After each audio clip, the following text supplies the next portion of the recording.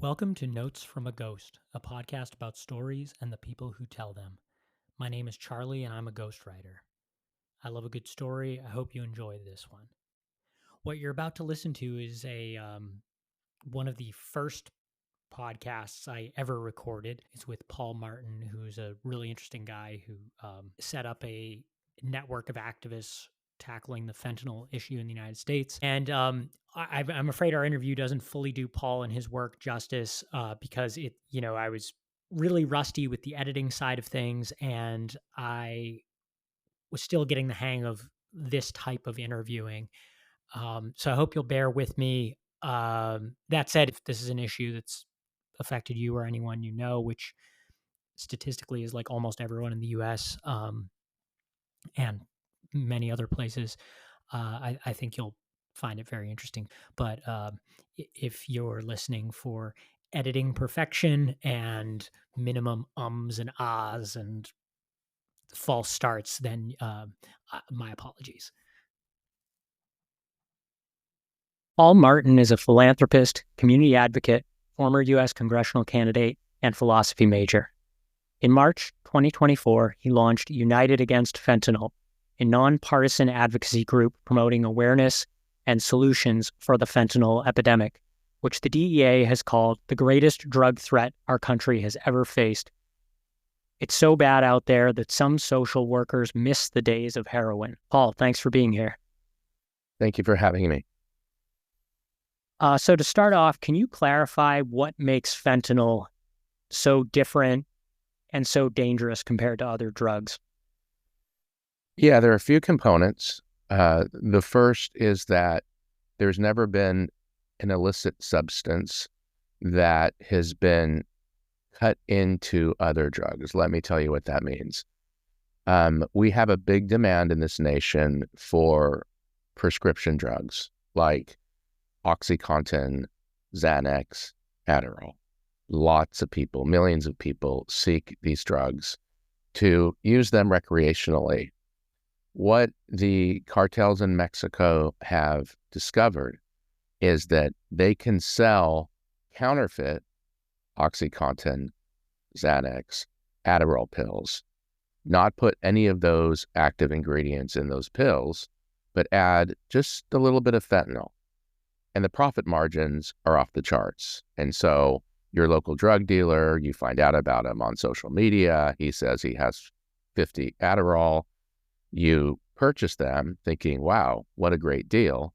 And you take one and you feel good because fentanyl is an opioid. And unfortunately, though, the margin for fatality is very tight. In other words, it just takes like about 2 grains of fentanyl to kill someone. And so people are overdosing on this stuff in droves because they're not even aware that they're taking it. Don't ask me how I know this. Based on some experience and some common sense, I would imagine somebody who wants to take Adderall would be a little bit disappointed if they got a opioid effect out of the pill that they take, given that it's a opposite feeling. Is that, I'm assuming these cartels aren't thinking that far ahead as far as their consumers go? Yeah, I mean, Adderall is probably not the main drug in the kind of prioritization. So you're talking primarily about Percocet and Oxy and Xanax and even vaping pens that are allegedly have marijuana in them. Opioids, the whole gig with opioids is they provide a very relaxing, a kind of free from worry kind of sensation. And so any drug that would fall into that category. But again, there's an addictive business plan too, because if you get your client addicted, which of course fentanyl is one of the most addictive drugs there is, it's an opioid, synthetic opioid. This is all a business plan. Yeah, the Mexican cartels got into it about 7 or 8 years ago. They saw that China was selling finished fentanyl to users in the U.S. through the mail, through the internet, and there was already an existing population that was incredibly addicted to opioids because of what happened with Purdue, and these pharmaceutical companies. So cartels saw an incredible business opportunity, and they thought, we'll sell finished fentanyl. That's the main reason people die is because they're taking fentanyl. They're smoking fentanyl that comes in blue pills. It's radically cheaper than heroin. So it's basically your replacement for heroin for drug users. But they see another market, which is lacing all the other drugs that people like to buy, recreational drugs, or quote, pharmaceutical drugs, unquote, with fentanyl. It's an incredible business model. I mean, it's a diabolical business model. But if you don't have to use active ingredients and you can just use powder and just put 2 grains of sand, 2 grains of sand, the equivalent of that, you have a huge profit margin. And how on earth did you end up making this diabolical problem your business? Yeah, I'm still trying to answer the question, but I ran into it. I have a background in philanthropy and human rights and nonprofit leadership. I kind of burned out a bit during the COVID pandemic. I was leading an organization that provided trauma-informed mentoring to children in the foster care system across 45 states and in 10 countries. And COVID was not kind to children living in foster care. And I stepped down from that organization after years. And I thought I was going to take a kind of a retreat sabbatical. And a friend of mine owned some property in northern New Mexico. It was kind of a writer's retreat, if you will. And I had no intention whatsoever of getting involved in anything like this. What I didn't know was that northern New Mexico has a very long history of opioid addiction going back, some would say, to the Chinese Railroad, but most certainly to the Vietnam War. Articles about this region, not the place where I was staying, but I would drive through this city, if you will, called Espanola, which is about 20 miles north of Santa Fe. And, you would see if you drove through a city that looks like it's in shambles. It's falling apart. The buildings are falling apart. There's a population there, but I, given my work, wanted to know what was happening. I hadn't ever seen anything like this. And I've worked in all the major cities, urban cities, and, on different initiatives. And that's when I really learned about fentanyl. I had heard of it like most people, but I got involved in some of the rehab shelters and helping them out. And I learned about its just almost violent potency. So I've never taken recreational drugs, but apparently when one takes fentanyl, there's almost an immediate reaction. There's an immediate rush of whatever you want to call it, bliss or ecstasy. It's very fast. And, to users, they would say it's perfect and beautiful. But the problem is it's so cheap. Heroin requires crops, poppies. And so to manufacture and sell and distribute heroin, it costs a lot of money. You need land, you need people to protect the land, you need irrigation, you have to harvest it. Then it comes across the border in big, huge bulk. It's difficult to smuggle in. So I, in New Mexico, learned why fentanyl was so popular, but then I saw the effects on the users. I mean, I was working and advising some shelters where the users would rather sleep outside in single-digit weather than be inside with a bed and food and showers, because with fentanyl, there's only about a 4-hour half-life. That basically means that in about 4 hours, you need more, and you need it now, where heroin will get you 11, 12 hours. You can keep your high for that long. And so I saw the kind of violent side of this substance for users. But then I went to Washington, D.C. I was invited to go out there and met dozens and dozens of parents, these beautiful moms and dads whose children did not do drugs. These were not drug addicts. They were your average teenager or 20-something. It's part of growing up, is experimenting, as a lot of people do when they're 15, 16, 18, 20, whatever. And these parents suddenly lost their children. And that's when a light bulb went on in my head. There are close to 100 million fentanyl tablets in this country right now that we know about. There's so much of it. It's everywhere. It's in the form of fentanyl pills. It's in the form of Percocet pills. It's in the form of Adderall pills. It's in the form of Xanax pills. It's in the form of OxyContin pills. It is almost in the water. And I saw, I guess, an opportunity for me to leverage my experience in working in the humanitarian space.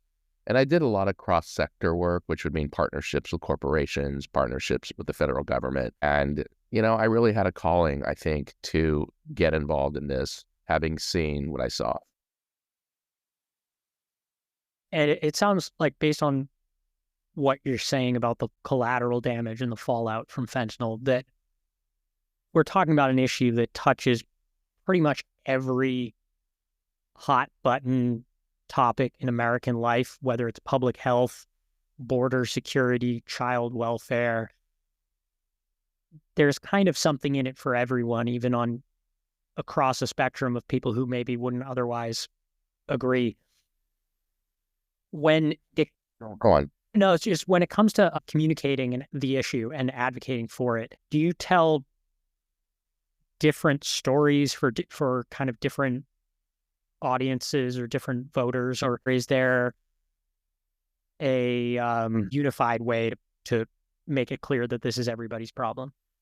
It's a great question. And, we're just coming out with our website, which is going to be fairly comprehensive. That's where the challenge exists. And yes, there are polarizing views on drugs in general because of the war on drugs, the failed war on drugs of the 1980s and 90s.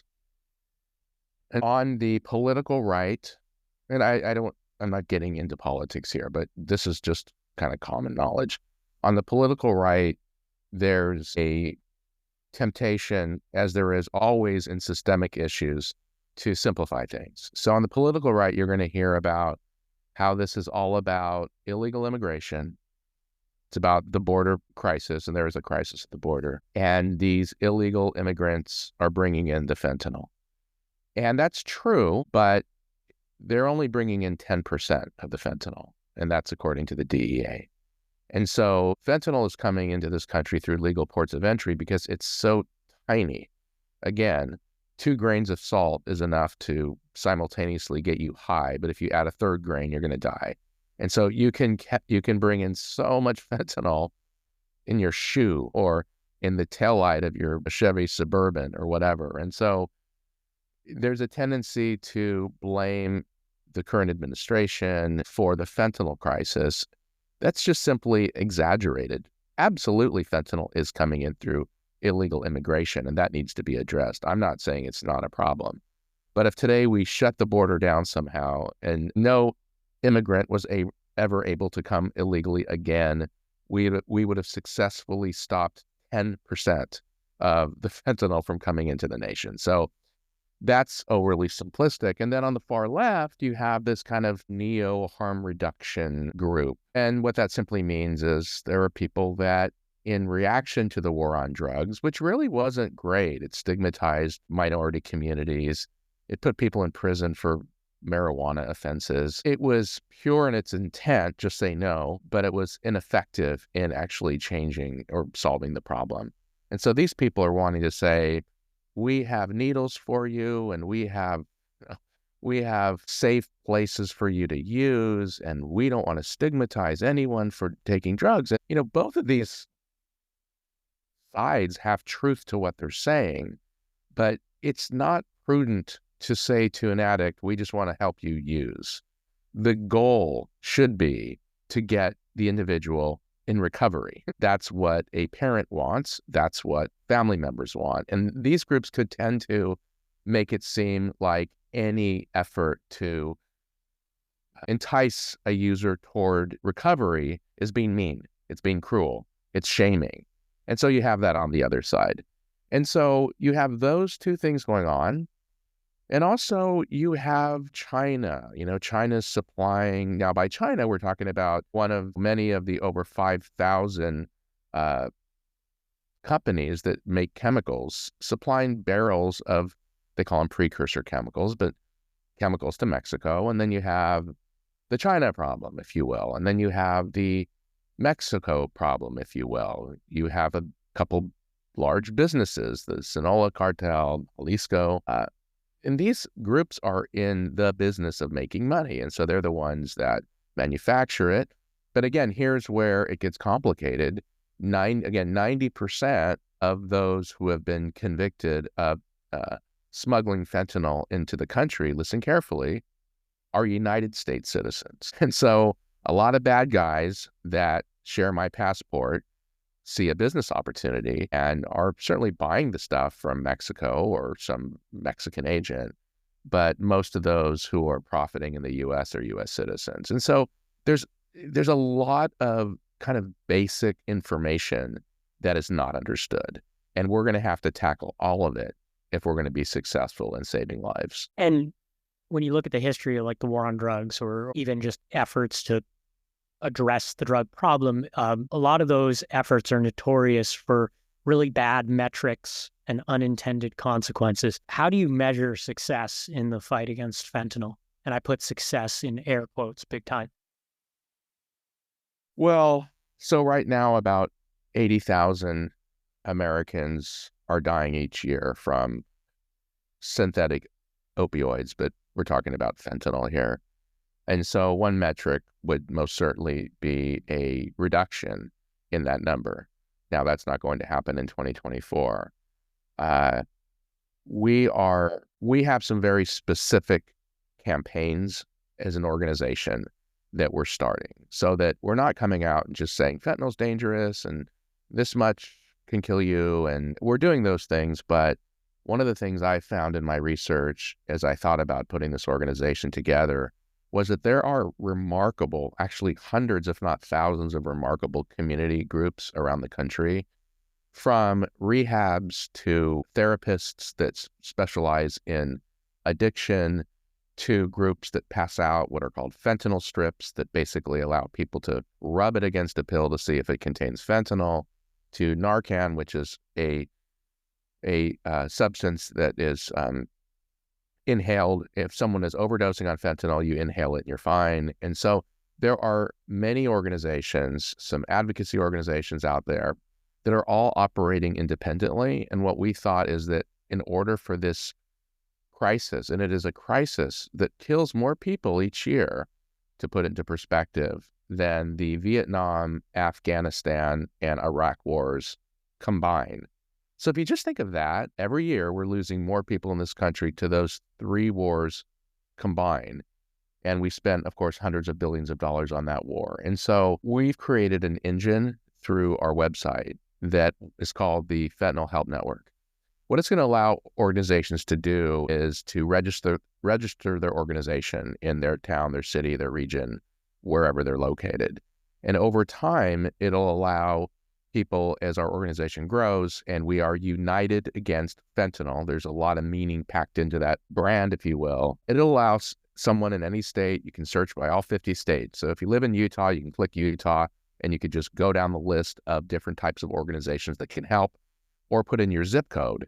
And what I'm finding is that there are a lot of people, I'm getting calls now from people, in different states saying, do you know where I can get testing strips? Like this is so new. If you think of 9/11 and the buildings, are just went down, like we're in the process of the buildings just got hit and they're still standing and people are running around not knowing what to do. I can't express, that might seem sensationalistic to some people, but it's the best metaphor to describe what's happening right now. Our government doesn't know what to do. Law enforcement doesn't know what to do. The medical community doesn't know what to do. Parents are dying. I'm speaking to a father right now that lost his son to a vape pen. There is scrambling around, as there is whenever there's a national disaster. And this is a national disaster. So I think for a lot of people dealing with this crisis, either at a personal level or a community level, a lot of them are going to be guided by principles of recovery. And those would include like acceptance, letting go. And how do you balance something like acceptance with the need for action? And how is acceptance different from apathy? When you say acceptance, are you referring to accepting the fact that a user is using? Is that what you're saying?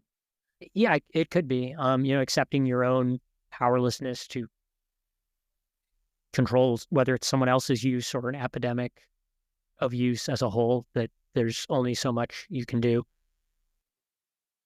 Yeah, I mean, I think it comes down to, and I am familiar with the 12 steps, and the first step being the most crucial step, of course, because that's the step that says, this is not working. This this addiction is destroying my life, literally destroying my life, and my life is unmanageable. It has spun out of control, and I have to do something. It's a very good question, and I think this is where the harm reduction people do have a lot of truth in what they're saying, because it never helps an addict to shame the addict ever. And so it's a tightrope walk. Those addicted to fentanyl lose their lives. Drug affects their central nervous system. Before long, you see them walking the street with hunchbacks. It will kill them. And for many of them, and this is the insidiousness of this particular substance, different than alcohol, different than cocaine, different than meth. From what I've been told, I remember taking a codeine pill once. I had a really severe strep throat. It's about 20 years ago. And I remember feeling really good. Like, I didn't know much about opioids, but man, did I feel at peace and warm. And that's what fentanyl brings. That's the feeling that opioids bring. That's why we had this crisis, starting in the late 1990s. That's why these pharmaceutical companies lied, because the feeling one has when high from an opioid is a feeling of warmth and peace and just everything's going to be okay. And this is an important, I think, to answer your question, perhaps in a long-winded way, if you will, those who are on opioids, it's not so much that they want more, it's just when they're not on the opioid, there's no peace. And so they're really taking it to avoid, not to get high, but just to avoid the feeling of not being high. I think that's true with other substances as well. But, we have a 3-decade opioid problem in this nation that started with prescription pills and even before that, heroin. So if you just think of the opioid addiction, opioid problem over the decades, heroin, and then the prescription drug problem, we could almost say, okay, forget about those, like put those on the back burner, because there's a new game in town, and it's called fentanyl, and it's cheap, and it's accessible, and it actually is better than heroin. And that's the reality that we're in right now, trying to come to grips as a nation and soon a world as to how do we deal with something like this. We've never dealt with a drug like this. And so that balance between shaming others and acceptance and encouragement to get help is always very, very difficult. But for sure, what we could do, and this is going to be the greatest task, I speak to people all day long, 9 out of 10 of them are not aware of the reality of fentanyl being added to counterfeit pills or vaping. And so if we could just do that, when I ran for Congress, I was awarded the Moms Demand Action Candidate Distinction Award. That's a mouthful. Not because I wanted to get rid of guns. I own guns. I grew up on a ranch, but because there's some low-hanging fruit, like universal background checks that 80% of the country agree with. But the point is, and God help those parents who are mourning children who have been killed due to gun violence and with mass shootings. But, and it's not poverty Olympics but we're talking about 80,000 people a year here. 80,000. Many of them are unsuspecting teens who went on Snapchat, wanted to try a Xanax because a friend said that they feel good, and they're dead. You mentioned low-hanging fruit.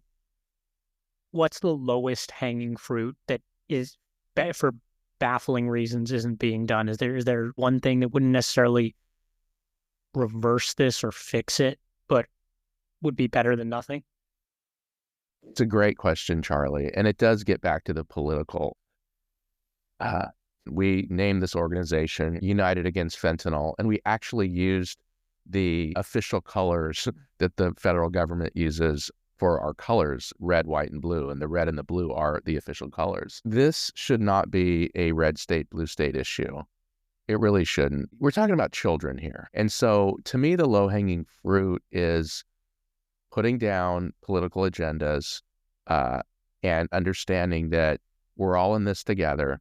The low-hanging fruit is educating people on what this thing is gaining an understanding of what this thing is. And if we could just do that, we will, if we did it perfectly, eliminate any non-drug users from overdosing and frankly being poisoned. From there, there's going to be a lot of public policy. Right now, there is some legislation to increase the penalties for those who have distributed fentanyl, sold fentanyl. Of course, that's being met with resistance by people that think it's a repeat of the war on drugs and everything else. It's not. And here's the reason it's not. Selling fentanyl, if you know you're selling fentanyl, you know you are taking a risk of killing somebody. That's not true with weed. It's not true. It's not true with heroin or meth. You know, if you know anything about drugs, it would take you would have to take a lot of cocaine, and you would know that while you're snorting all this cocaine that you might die. Again, with fentanyl, it could be one pill, and you don't even know the fentanyl's in the pill. There is some legislation, if somebody is caught selling fentanyl, to bring them into court. It's kind of an extension of the Mothers Against Drunk Driving legislation that's been used across the country. And they're given a warning. The warning is recorded, and they're basically told, look, you sold a substance that is poison. And if you sell this again and it ends up killing somebody, you can be convicted, or second-degree murder charges could be brought against you, second-degree murder charges. And we're big fans of that kind of legislation because, again, we're not talking about just people getting high. We're talking about a poison here. And if somebody knows they're willingly selling pills that has this substance in them and they get caught, they need to be warned that the ramifications of the sanctions for doing so could be more severe than 6 months in jail. Paul, where can listeners find you and how can they get involved?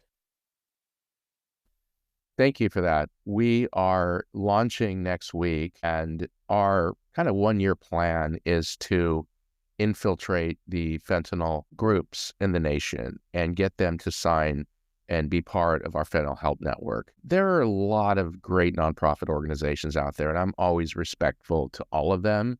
I would just say if this is an issue that you're concerned about, if this is an issue that you have experience with, and by that, I mean addiction in your family, addiction with friends, a loved one who has been addicted to alcohol or drugs or substances, someone who has died. We're building an army. We are at the very beginning of this. We're raising money. We're trying to spread the word. We are going to act more like a media company in the first 12 months than a public health network. We want to get our usership subscriptions on social media up, and we would love any kind of help in spreading the word. The main thing is the message that we're talking about a poison here. We're not just talking about an unfortunate reality like alcohol addiction, which is bad enough, but we're talking about something completely different. So our website is unitedagainstfentanyl.org. You can Google that, and our Just Say Never campaign as well, which is an improvement on Just Say No. Just Say Never means just say now, just say education, just say vigilance, just say enforcement, and just say reduction. And so we'd love anybody to get involved. We're all in this together. Thanks, Paul. All right, thanks for listening. If you have an epic story, I'd love to hear it. You can find me at dailypros.com or on LinkedIn. My links and Paul's are in the show notes.